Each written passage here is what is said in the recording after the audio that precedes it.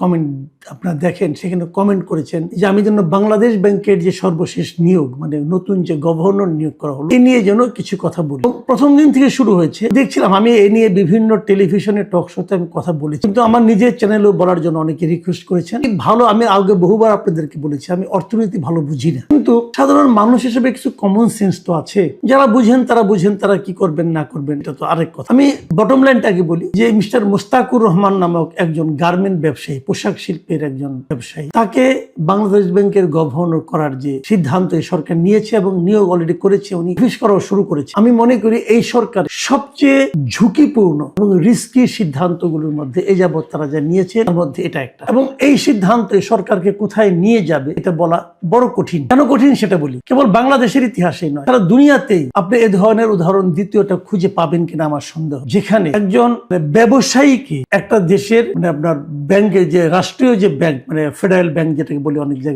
জায়গায় আপনার আমাদের এখানে মূল যে ব্যাংক, রাষ্ট্রীয় বাংলাদেশ ব্যাংক যেটা আছে, সেই ব্যাংকের গভর্নর বানানো হয়, এরকম ঘটনা খুঁজে পাওয়া কঠিন। তার উপর সেই ব্যবসায়ী যিনি যে ব্যবসা প্রতিষ্ঠানের মালিক অথবা মূল লোক, সিইও অথবা এমডি ছিলেন, কিন্তু এমন একটা ব্যবসা প্রতিষ্ঠান যে ব্যবসা প্রতিষ্ঠান নিজেই ঋণ খেলাপি এবং অনেক বিশেষ বিবেচনা নিয়ে তার ঋণকে পুনঃ তফসিলীকরণ করতে পেরেছে। মানে ব্যাপারটা সহজ করে বলি, পুনঃ তফসিল মানে ওনার একটা বিশাল অঙ্কের ঋণ, 89 কোটি টাকা, সেই ঋণটাকে উনি দিতে পারছেন না, ঋণ খেলাপি হয়ে যাচ্ছে। সেখান থেকে বলছে ঠিক আছে তুমি তাহলে অল্প কিছু দাও, দিয়ে তুমি ঋণটাকে আবার নিয়মিত কিস্তি দেওয়া শুরু করো। 2% না কত % দিয়ে উনি সেটাকে 10 বছরের মেয়াদে এই ঋণটাকে আবার চালু করার চেষ্টা করেন। উনি একবার ব্যর্থ হওয়ার পরে উনি বিশেষ বিবেচনায় পেয়েছেন। বিশেষ বিবেচনা কেন? কারণ উনি বিএনপি রাজনীতির সঙ্গে খুব জড়িত ছিলেন, এতটাই জড়িত যে বিএনপির যে নির্বাচন পরিচালনা কমিটি ছিল, সেই কমিটির উনি একজন শীর্ষস্থানীয় সদস্য ছিলেন। তার মানে এই নিয়োগটা হচ্ছে রাজনৈতিক নিয়োগ। এটা হতে পারে, আমি কিন্তু এটা রাজনৈতিক নিয়োগ আপত্তি নেই, আমার আপত্তি নেই এই কারণে একটা রাজনৈতিক দল নতুন ভাবে ক্ষমতায় এসেছেন, তারা তো রাজনৈতিক ব্যক্তিকে নিয়োগ করবেন, মানে তার রাজনীতির সঙ্গে যারা জড়িত, তারা রাজনীতিকে যারা বিশ্বাস করেন, কিন্তু তাদেরকে নিয়োগ করবেন, এটা হতে পারে। কিন্তু আমার কথাটা হলো কি, আপনার রাজনীতি যারা বিশ্বাস করে তার মধ্যে আপনি একজন ব্যাংকার পান নাই, একজন অর্থনীতিবিদ পান নাই, ওনাকে আনতে হবে কেন? উনি তো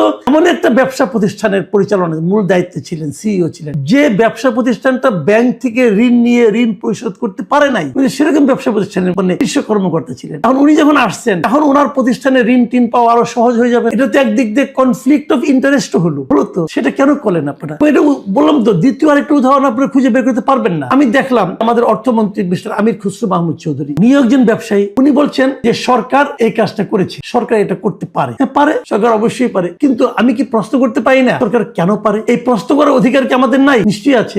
সেই প্রশ্নটাই আমরা করছি, ভাই আপনারা এই কাজটা করলেন কেন করলেন, একটা ব্যাখ্যা দেন। আগে আমরা দেখেছি আপনার ইউনূস সাহেবের আমলে যে তার সরকারের যা কিছু হতো একটা প্রেস উইং ছিল, এই প্রেস উইং নিয়ে আমরা হাসাহাসি করতাম, অনেক কিছু করতাম, কিন্তু একটা জিনিস আমরা দেখতাম যে সেই প্রেস উইং চট করে একটা ব্যাখ্যা দিত। মানে এই সরকার ব্যাখ্যাও দেয় না, এই সরকার ব্যাখ্যাও দেয় না, এখন পর্যন্ত কোনো ব্যাখ্যা পাইনি, না মন্ত্রী দিচ্ছে না প্রেস উইং দিচ্ছে, ও ব্যাখ্যা দিচ্ছে। কিন্তু প্রশ্ন তো মানুষের মনে যাক, যতক্ষণ পর্যন্ত এই প্রশ্নের উত্তর কেউ না পাবে ততক্ষণ পর্যন্ত কিন্তু এটা নিয়ে মানুষের মধ্যে নানা ধরনের কথাবার্তা হবে, নানা ধরনের চিন্তা হবে। সেই চিন্তাগুলোর জবাব কিন্তু আলটিমেটলি সরকারকে দিতে, এবং সরকার যখন উত্তর না দিবে তখন মানুষ নানা ধরনের জল্পনা কল্পনা করবে, এবং এই জল্পনা কল্পনাগুলো ডাল মিলতে থাকবে, ডালপালা মিলতে থাকবে, এবং সেগুলোর সমাধানটা কি হবে কেউ জানে না। কিন্তু সরকারের প্রতি মানুষের সন্দেহ বাড়তে থাকবে। এবং তারও চেয়ে বড় কথা, একটা বাংলাদেশ ব্যাংকের গভর্নরের যে দায়িত্ব, সেই দায়িত্ব পালন করার কোনো অভিজ্ঞতা যে লোকের নাই। ওই কাজটা কি? ব্যাংকিং সেক্টরগুলোর মধ্যে একটা আস্থা ফিরিয়ে আনা। এই লোক যে পারবে তার কি প্রমাণ আপনারা পেয়েছেন? বরং উনি তো ব্যাংকের টাকা নিয়ে টাকা দেন না, এই ইতিহাস উনি তৈরি করেছেন নিজের জীবনে। এটা কিভাবে সমাধান হবে আমরা কিন্তু কেউ ব্যবসায়ীগুলো জানি না। সারা দুনিয়ার কাছে কি মেসেজ যাচ্ছে এটাও জানি না। আমি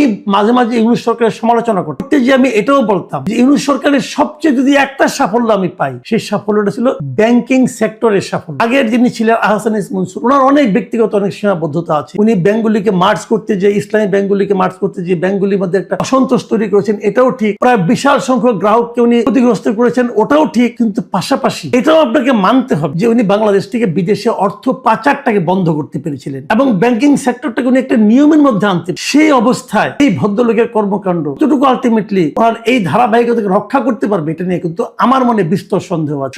আরেকটা বিষয় আমি বলি, দেখেন এই যে আমরা বলতাম না রেমিটেন্স আসছে, আসছে বিদেশ থেকে, রেমিটেন্স আসছে বলে কিন্তু আমাদের আপনার রিজার্ভ বেড়েছে। রেমিটেন্স কখন আসে? যখন নাকি দেশের ডলারের দাম এবং দেশের মুদ্রানীতি এবং দেশের অর্থনৈতিক অবস্থা একটা স্থিতাবস্থা, মানে অস্থিরতা কম থাকে, তখনই কিন্তু রেমিটেন্সটা লোকে পাঠায়।